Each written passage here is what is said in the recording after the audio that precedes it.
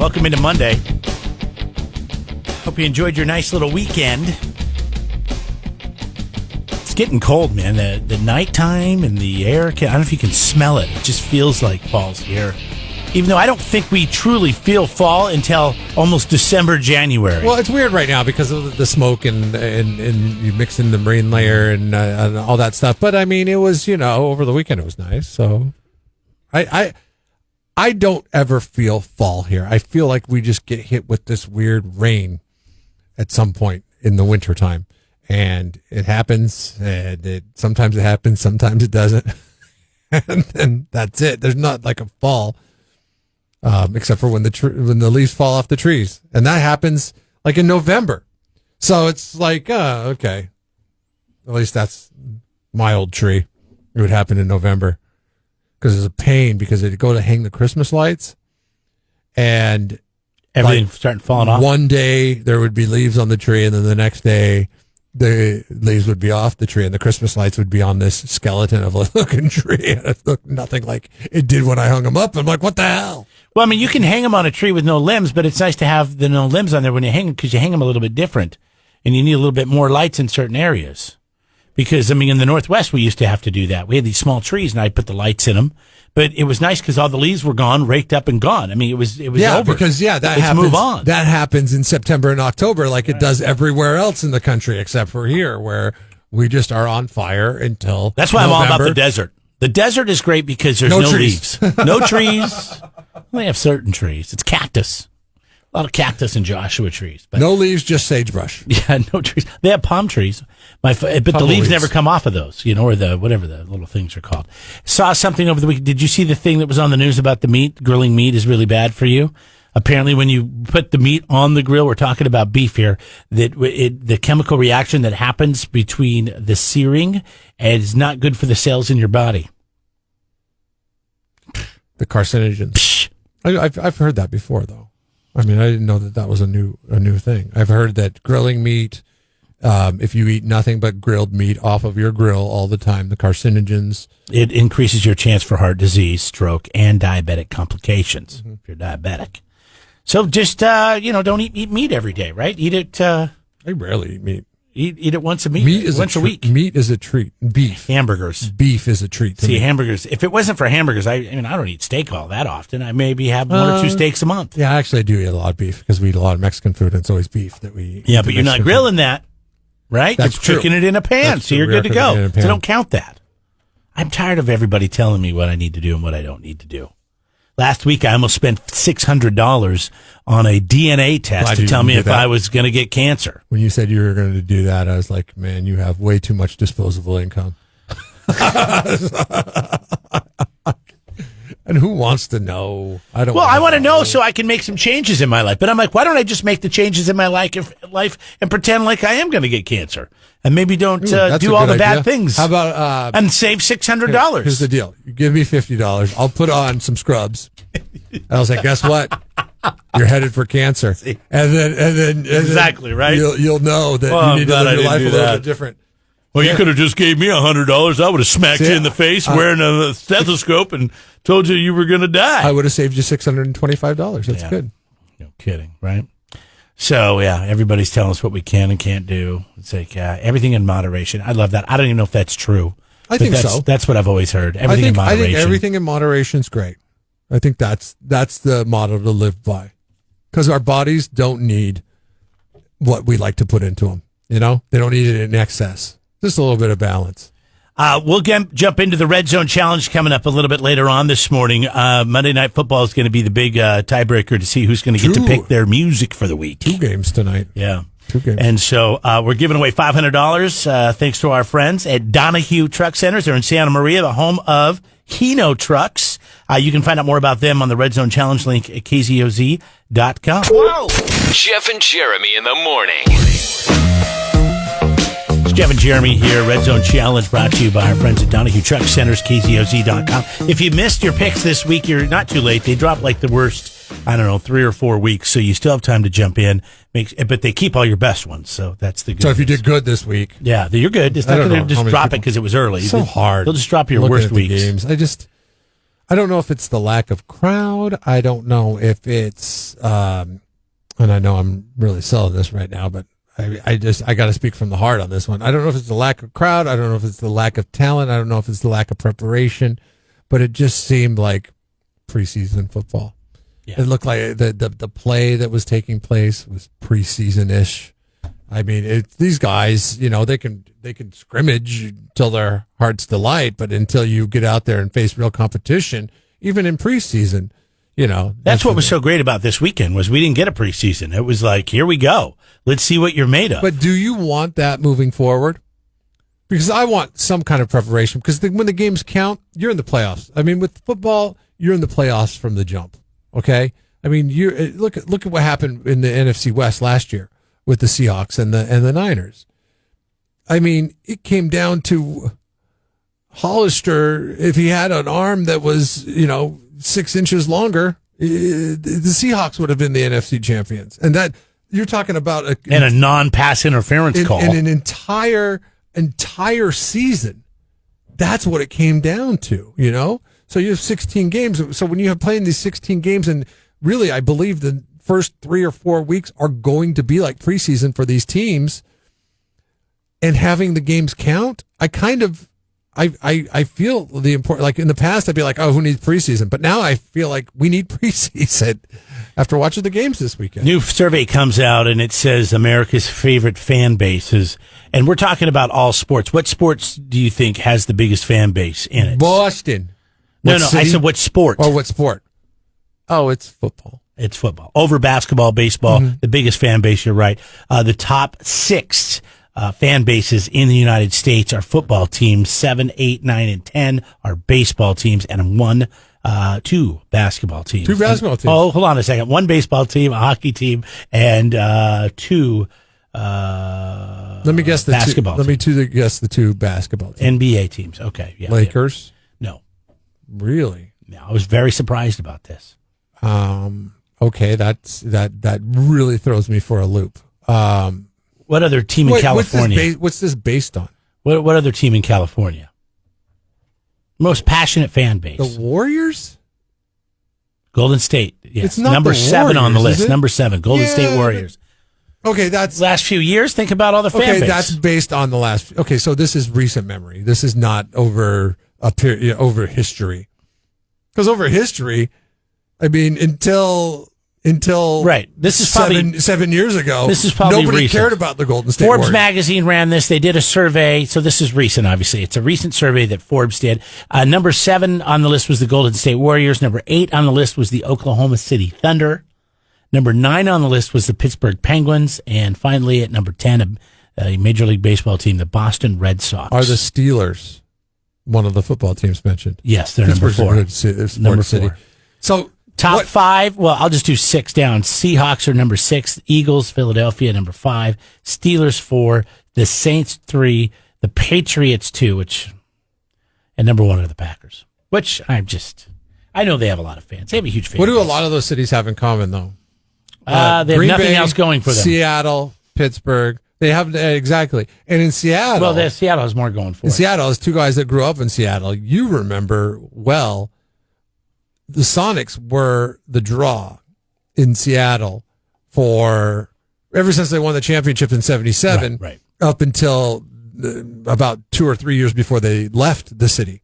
And that was, I would say it was orchestrated. Sonics, then the Mariners, the baseball team, and then the Seattle Seahawks for most of my childhood. Yeah. I mean, there was Seahawk fans, sure, but it was the afterthought. It was tough because Football was Griffey years in the mid '90s, mid to late '90s with Griffey, and it was a baseball town for a long time. After the Sonics left too, it became more of a baseball town until the Seahawks. Not really. Turned it The on. Sonics didn't leave until 2008, I believe, is when they left. Yeah, but they got bad. They were bad for a number of years. Yeah, but I mean, still people. They were talking about them moving. Well, I mean, it was baseball orchestrated town. by the owner. He tore the team down so people wouldn't care if they moved or not. So I mean, it was the classic. What's LA? Is it a basketball town or is it a baseball town? I mean, they have 2. I guess they have 2 NBA. Los 2 Angeles is a basketball town. Yeah. San Francisco. Well, is it Bay Area or is it San Francisco? I mean, is it a baseball town, a football town, or is it a I think it's Bay Area? I think it's baseball. Baseball. Yeah. I think Bay Area's baseball. The weather leads to it, right? I mean, I know there's a lot of 49ers fans, but no, but it's still first and foremost a baseball It's a town. Giants Even though, well, because you got Oakland too. oh yeah, it's true. Well, we're talking Bay Area, not yeah, just Bay Area. Yeah, You kind of have to, the right? metro. Yeah, the metro area. You got to talk about the metro area. Chicago. Yeah. What's Chicago? Baseball town. Oh yeah, Cubs. Yeah. I don't know. And the Bears suck. They just suck. By the way, there's something we're going to get to. Actually, we'll just get to this right now since we're sitting here. There's a new calculated formula. I got to find this real quick. That says that the Chicago Bears are going to be in the Super Bowl this year. Yeah, Mitch. This is a Madden NFL 21 ran NFL simulation, and it predicted the Bears would beat the Chiefs in the Super Bowl. Now, last year, before you scoff and laugh, the Madden NFL simulation picked the Chiefs to win the Super Bowl. They would win. They would beat the Dallas Cowboys. So they got one of the two teams correct. Probably the Kansas City Chiefs. They got it right last year with the Chiefs, and they got it right probably this year with the Chiefs. I don't think the Bears are going to be in the Super Bowl. Is there something I'm missing here? Please let me know. And I could have used this information maybe 2 weeks ago before we did our fantasy draft. I kind of wish. We did And a our draft. pick'em draft that we did The other night. We did a draft where we take three teams, and the Bears were on the list for a while. I mean, well into the second round of those picks. Somebody's like, I'll take Chicago. That's crazy. I felt the same. If I would have known that prior to Thursday night, I would have definitely taken the Bears. Wake up. Jeff and Jeremy in the morning. All right, so the Toy Hall of Fame last week listed off the 12 toys that they are listing as finalists into the Hall of Fame this year. And I thought it was very interesting because some of these toys are like, how come they're not in the Hall of Fame already? Because they're so big, like Yahtzee. Yahtzee has been... That's a toy? Toys and games. Games works, okay. There's a lot of games on this list. So, like, But Yahtzee a guaranteed would be like Monopoly, right? Monopoly's probably in there. Monopoly's in there. Candyland. Probably in there. I don't know if Yahtzee's not in there. Would Candyland be in there? Yahtzee was a staple. Yahtzee was the first game that I learned how to play. Never played it. Oh, you're kidding me. Never played Yahtzee. Yahtzee's great. Oh, you got to go you got to deal with kids, but you got to go on the couples trip with us to shave. Well, I don't know if that's going to happen ever again after what happened last week. But yeah, we play Yahtzee. Whoa, what happened last week?